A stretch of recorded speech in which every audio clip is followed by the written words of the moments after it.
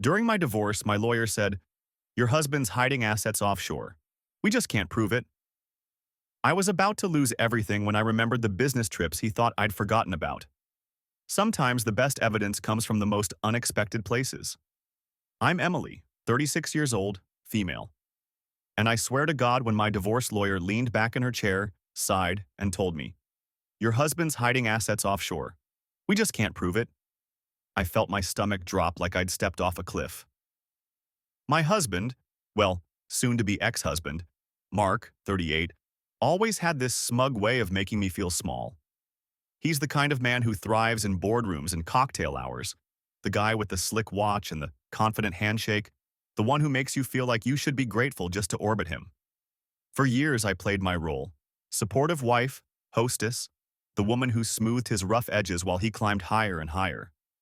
I gave up my career in publishing for his job relocations. I raised our kids mostly alone while he traveled for business. And now, after a decade of this, he was poised to walk away with everything: our house, our savings, and, according to my lawyer, probably even the sympathy of the judge. I remember staring at the manila folder she slid across her desk, filled with statements that looked clean as a whistle. Nothing damning, nothing traceable. Offshore accounts, shell companies. Mark was careful. He'd always been careful. He thought he was smarter than me, and maybe he was. Until I remembered something. Mark had this habit of underestimating me. He assumed I didn't listen when he bragged to his colleagues over wine. He thought I didn't notice when his business trips had odd gaps. But I remembered. Oh, I remembered. There was one night, 3 years ago. He'd come home from a trip to Zurich, tossing a keycard onto the kitchen counter while he kissed my cheek.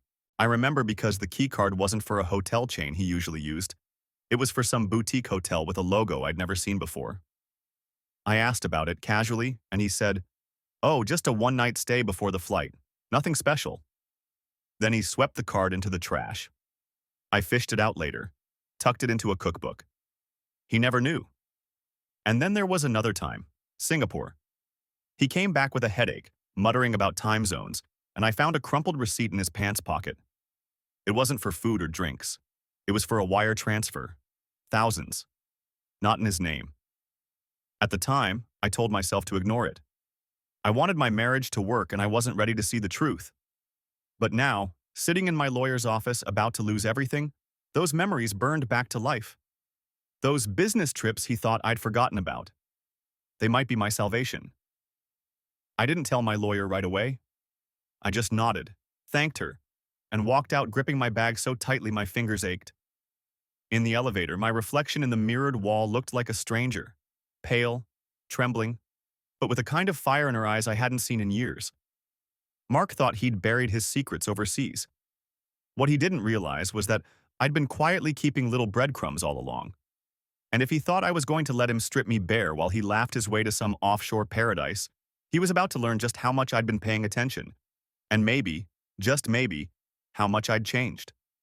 When I got home that night, I dug the old keycard out of the cookbook like it was a relic. My hands shook, not from weakness but from anger I'd been swallowing for years. Zurich. I remembered exactly when that trip happened. March, 3 years ago. Our daughter had pneumonia that week, and I was up all night with her while Mark was closing deals. He called twice the whole trip. Twice. I slipped the card into an envelope, wrote the date on it, and started pulling out every box of old receipts, photos, and random junk I'd shoved into drawers during our marriage. I wasn't looking for closure. I was building a case. Over the next 2 days, I found more.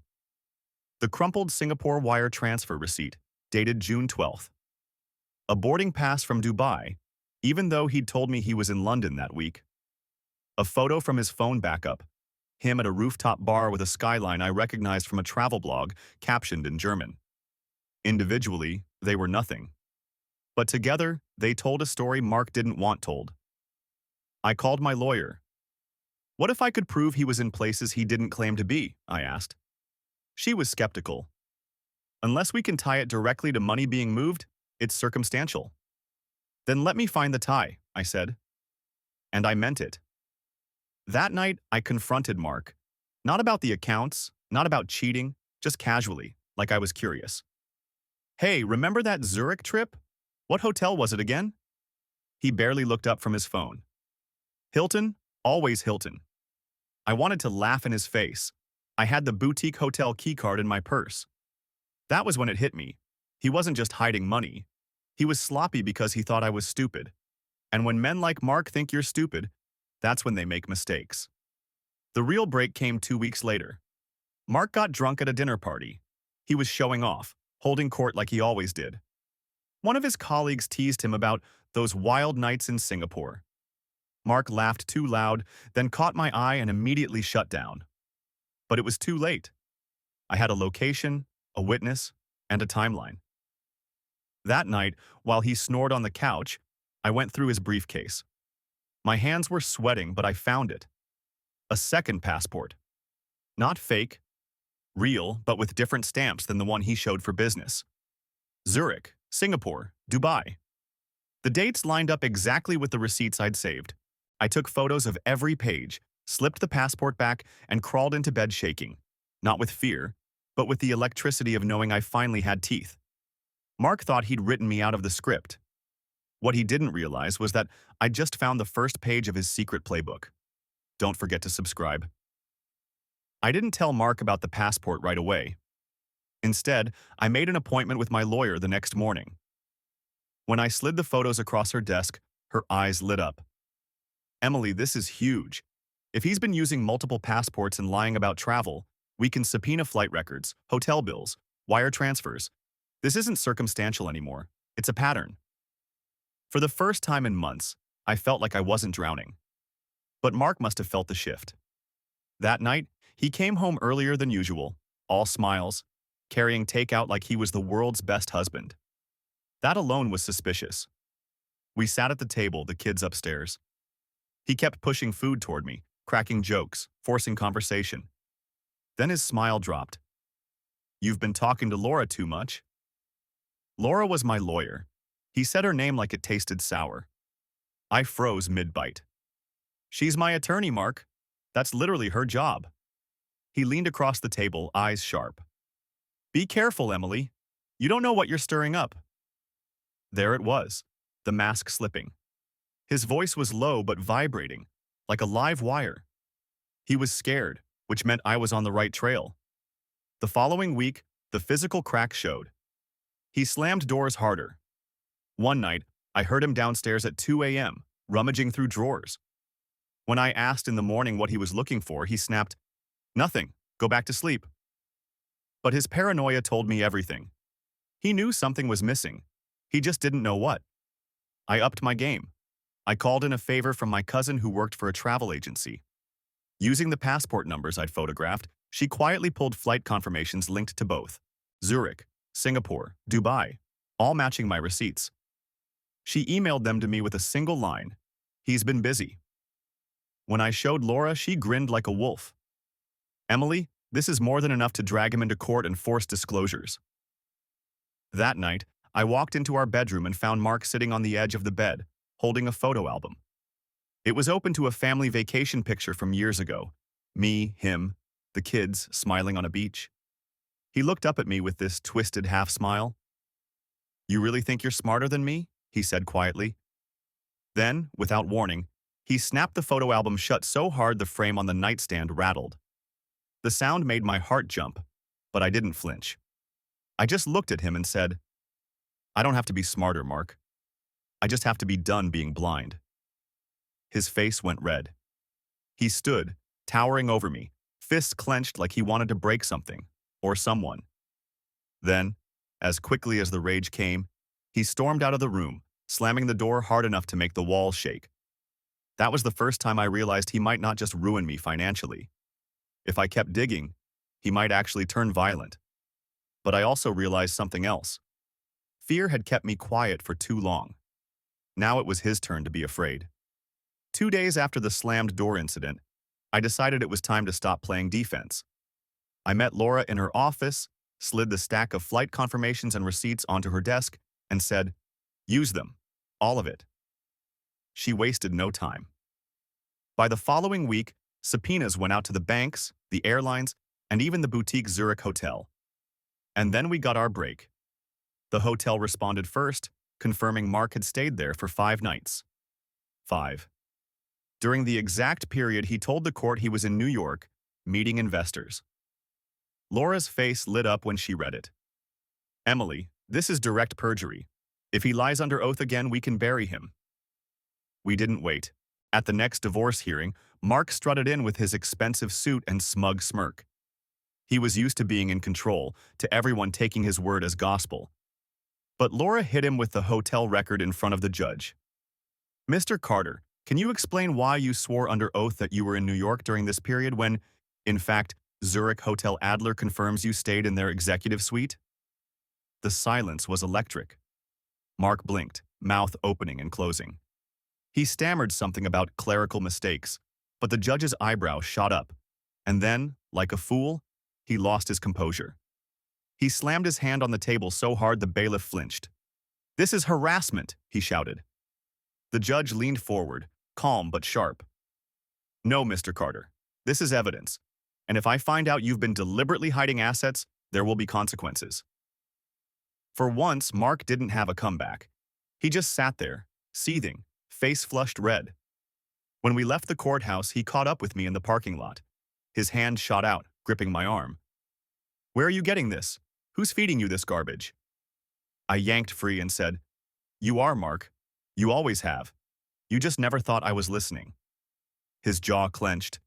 He kicked the tire of his BMW so hard the alarm blared, drawing stares from half the lot. Then he sped off, nearly clipping a pedestrian. That night, I found the living room a mess when I came downstairs. One of our wedding photos shattered on the floor, glass glittering like ice across the rug. The frame had been thrown against the wall. He didn't even try to hide what he was becoming. But I didn't care about the photo, or the glass, or his tantrums.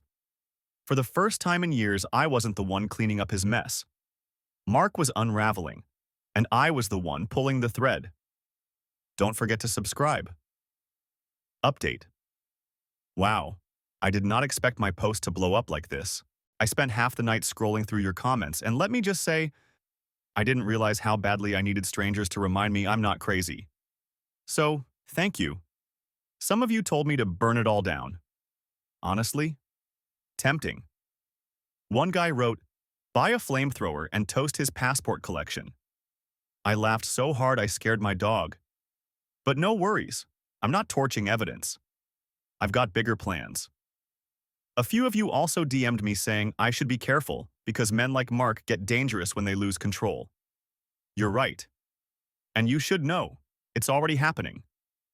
After the last hearing, when Laura confronted him with the Zurich records, he lost his cool in court and then tried to corner me in the parking lot. He grabbed my arm. Hard. I pulled free, but it shook me. Later that night, I found one of our old wedding photos smashed on the floor. He wanted me to see it like that. Message received. And yeah, I saw the comments calling me reckless for confronting him instead of just staying quiet until court. But here's the thing. I've been quiet for 10 years. That's how I ended up here. Silence is exactly what he's counting on. The good news? The judge didn't like his little meltdown one bit. Laura says we're closer than ever to proving perjury and asset concealment. If that happens, he doesn't just lose money. He could face criminal charges. And trust me, Mark cannot handle being humiliated in public. That's the one thing worse to him than losing cash. Here's where it gets almost funny. A couple of Mark's colleagues have started reaching out to me, discreetly. I guess word of his courtroom tantrum is circulating, and sharks can smell blood. One even hinted that Mark bragged about creative accounting during those overseas trips. Imagine thinking you're untouchable, then realizing everyone you flexed in front of is ready to throw you under the bus the second you stumble. So yeah, I'm rattled. I'm angry. I'm scared sometimes. But mostly, I feel alive for the first time in years. Mark thinks he can scare me back into submission. He has no idea. I've barely started. After the courtroom disaster, Mark tried to go into damage control. He started showing up at school pickup unannounced, like playing the doting dad could erase the mess he'd made. Except he wasn't even subtle. He'd roll up in the BMW, sunglasses on, revving the engine like it was a catwalk. Our kids looked uncomfortable every time, like they knew he was performing for an audience that didn't exist. But while he was busy playing Father of the Year, I was laying traps. One of his colleagues, the same guy who'd hinted about Mark bragging overseas, agreed to meet me for coffee. I didn't press. I just listened. And wow, did he talk.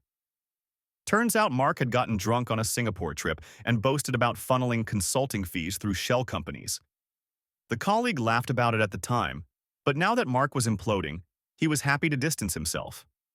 He even forwarded me an old group email thread where Mark mentioned a fun account offshore. Gold. I passed it to Laura immediately. "This is enough for a forensic accountant," she said. "We can follow the trail now." But I wanted more than just the court win. I wanted him humiliated. So I baited him. That weekend, I casually mentioned to Mark that I was taking the kids to the park Sunday afternoon. "Maybe you can come," I said sweetly. "Bring one of your work friends. Show them what a great dad you are." He couldn't resist. He showed up overdressed, loafers sinking into the mulch, trying to throw a football while shouting loud enough for every parent around to hear about his global business connections. It was pathetic. And that's when Laura's investigator, pretending to be just another dad at the park, snapped photos. Mark bragging into his phone about hiding money where no one can touch it, his voice carrying because he never knew how to shut up. Every word was recorded. When Laura played me the audio later, I almost cried laughing. "This guy just confessed in a public park," she said. "It's like he wants to lose." The timing couldn't have been better. At the next hearing, Laura dropped the recordings, the email thread, and the travel records like a bomb. Mark's face went white, then red, then furious. "This is entrapment," he screamed, standing up so violently his chair toppled backward. He was sweating through his shirt, pointing at me, shouting that I was ruining his life. The judge banged the gavel so hard it echoed. "Mr. Carter, sit down. One more outburst like that and you will be removed from this courtroom." But he couldn't stop. He turned to the gallery, packed with other attorneys, staff, even his colleagues, and yelled, "She's lying! She's crazy! This is all fake!" Nobody believed him. They didn't even look sympathetic. They looked disgusted. The man who lived for appearances had just detonated his own reputation, right where it hurt him most, publicly, in front of people who once respected him. And I didn't have to lift a finger. Just hand him the matches. After the courtroom disaster, Mark tried to go into damage control. He started showing up at school pickup unannounced, like playing the doting dad could erase the mess he'd made. Except he wasn't even subtle. He'd roll up in the BMW, sunglasses on, revving the engine like it was a catwalk. Our kids looked uncomfortable every time, like they knew he was performing for an audience that didn't exist. But while he was busy playing Father of the Year, I was laying traps. One of his colleagues, the same guy who'd hinted about Mark bragging overseas, agreed to meet me for coffee. I didn't press. I just listened. And wow, did he talk. Turns out Mark had gotten drunk on a Singapore trip and boasted about funneling consulting fees through shell companies. The colleague laughed about it at the time, but now that Mark was imploding, he was happy to distance himself. He even forwarded me an old group email thread where Mark mentioned a fun account offshore. Gold. I passed it to Laura immediately. "This is enough for a forensic accountant," she said. "We can follow the trail now." But I wanted more than just the court win. I wanted him humiliated. So I baited him. That weekend, I casually mentioned to Mark that I was taking the kids to the park Sunday afternoon. "Maybe you can come," I said sweetly. "Bring one of your work friends. Show them what a great dad you are." He couldn't resist. He showed up overdressed, loafers sinking into the mulch, trying to throw a football while shouting loud enough for every parent around to hear about his global business connections. It was pathetic. And that's when Laura's investigator, pretending to be just another dad at the park, snapped photos. Mark bragging into his phone about hiding money where no one can touch it, his voice carrying because he never knew how to shut up. Every word was recorded. When Laura played me the audio later, I almost cried laughing. "This guy just confessed in a public park," she said. "It's like he wants to lose." The timing couldn't have been better. At the next hearing, Laura dropped the recordings, the email thread, and the travel records like a bomb. Mark's face went white, then red, then furious. "This is entrapment," he screamed, standing up so violently his chair toppled backward. He was sweating through his shirt, pointing at me, shouting that I was ruining his life. The judge banged the gavel so hard it echoed. "Mr. Carter, sit down. One more outburst like that and you will be removed from this courtroom." But he couldn't stop. He turned to the gallery, packed with other attorneys, staff, even his colleagues, and yelled, "She's lying! She's crazy! This is all fake!" Nobody believed him. They didn't even look sympathetic. They looked disgusted. The man who lived for appearances had just detonated his own reputation, right where it hurt him most, publicly, in front of people who once respected him. And I didn't have to lift a finger, just hand him the matches. Update 2. I didn't expect to be back this soon, but holy hell, things escalated. First, thank you again. Some of you are the only reason I've kept my head on straight these past few weeks. Reading comments like, "Emily, you're a badass," made me laugh at times when I honestly just wanted to cry. Though, to whoever suggested I install bear traps in the driveway, creative, but I'm not trying to end up on the evening news. Now, the update, I have a restraining order. Yep. After the grocery store incident where Mark slammed my car window in front of the kids, Laura wasted no time filing. The judge approved it almost instantly given the police report. He's officially not allowed within 200 feet of me or the kids. You'd think that would slow him down? Nope. 2 nights later, my neighbor's Ring camera caught him in a hoodie, walking up my driveway at midnight. He didn't knock, didn't try the door. Just stood there staring at the house for 5 solid minutes before leaving. Watching that footage gave me chills in a way nothing else has. I sent it straight to my lawyer and the cops. And the humiliation for him? It's spreading. His firm quietly announced he's no longer affiliated with them. Translation: fired. People from his social circle, yes, the same ones who used to fawn over him at cocktail parties, have started reaching out to me, apologizing. One even said, "We always knew he was intense, but we didn't realize it was this bad." Intense. That's a polite word for unhinged. But here's what hit me the hardest. My kids are seeing through him now.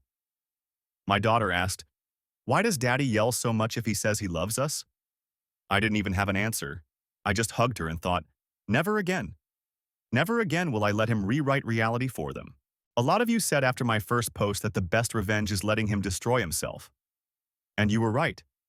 The man is tearing his own life apart, and all I've had to do is step back and let him burn. I'm scared sometimes, yeah. The phone calls at night, the trashed lawn, the broken photo. Those moments still get under my skin. But fear isn't running the show anymore. Not for me. And to the commenter who wrote, "Emily, you're playing chess while he's still throwing checkers at the wall."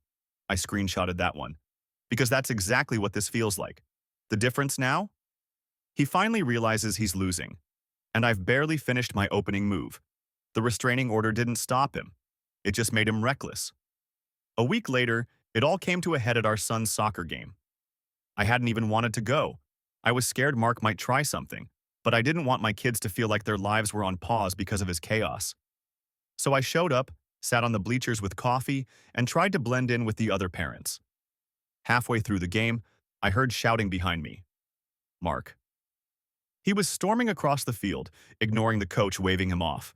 His shirt was wrinkled, his eyes bloodshot, and he was yelling my name like it was a war cry. "Emily, you think you can steal my kids from me? You think you can ruin my life?" Everyone froze.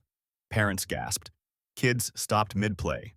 My son just stood there in the grass, pale and shaking, watching his father unravel in front of the entire team. I stood, heart pounding, trying to shield the kids behind me. "Mark, leave, now." But he doubled down. He grabbed one of the metal folding chairs and hurled it across the field. It clattered against the goalpost, kids screaming as they scattered. Then he turned back toward me, fists clenched. That's when 2 dads from the team intercepted him, holding him back while the coach called the police.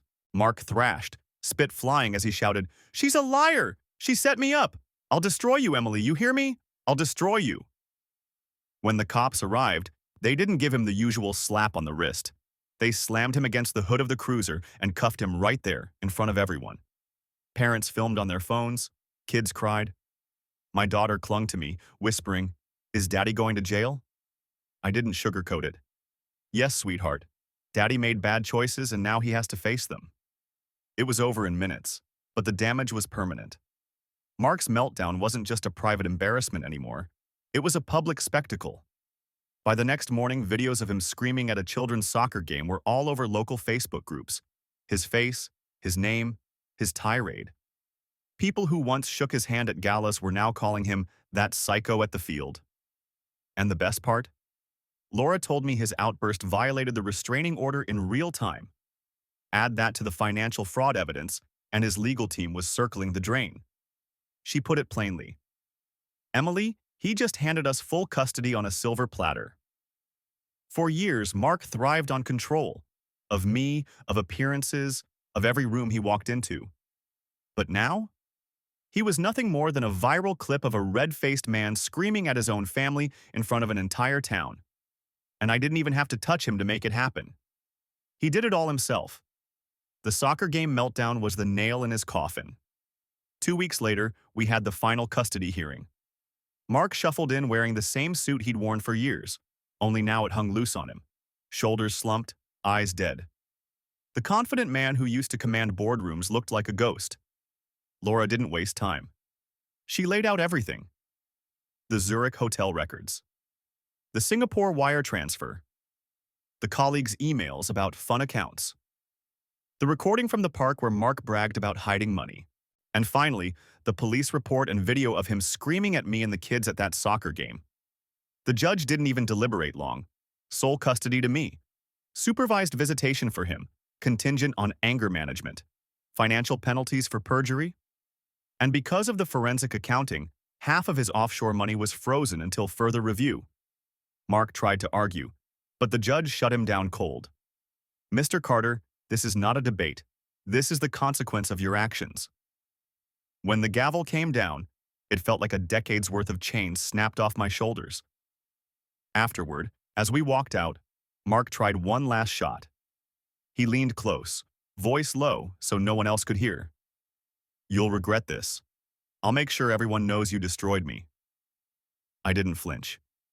I pulled the shattered wedding photo, the one he'd thrown against the wall, out of my bag. I'd kept the cracked frame, the glass still missing. I pressed it into his hands. No, Mark. You destroyed yourself, and now you get to keep the picture. He stared at it, jaw trembling, but said nothing. For the first time, he had no words. That was the last time I spoke to him directly. Now, weeks later, the house is quiet in a way I didn't know I craved. The kids laugh more. My daughter sleeps without nightmares. My son doesn't flinch when someone raises their voice. The silence isn't heavy anymore. It's peaceful. I lost years of my life to a man who thought he was smarter, stronger, untouchable. But in the end, all it took to bring him down were the breadcrumbs he left behind and the arrogance that made him think I'd never follow them. Sometimes the best revenge isn't screaming back. Sometimes it's sitting still, collecting every piece, and letting the truth cut deeper than you ever could. Mark thought he'd leave me with nothing. Instead, he lost everything that mattered. And I finally got my life back.